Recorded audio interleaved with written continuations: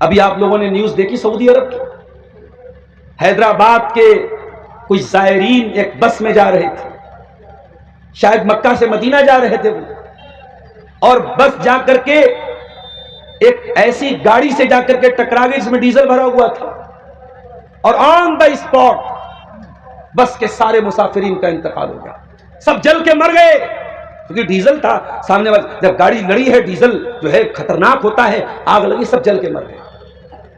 जब गाड़ी लड़ी है, ड्राइवर कूदा था, और ड्राइवर के से सटा हुआ ड्राइवर के बगल में एक लड़का जिसका नाम सलमान था, ड्राइवर ने उससे भी कहा तुम भी कूद जाओ, वो भी कूद गया, सिर्फ वही एक लड़का बचा, बाकी सब लोग मर गए उस हादसे में।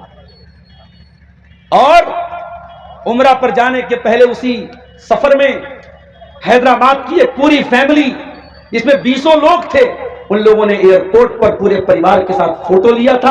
आज सोशल मीडिया पर वो फोटो वायरल हो रहा है। जाने के पहले फोटो लिया था, उसमें छोटे छोटे बच्चे भी थे, औरतें भी थी, बूढ़े भी थे, जवान भी थे, 20-25 लोग थे पूरे परिवार के, पूरा खानदान जल के मर गया। क्या भरोसा है जिंदगानी का, आदमी बुलबुला है पानी का।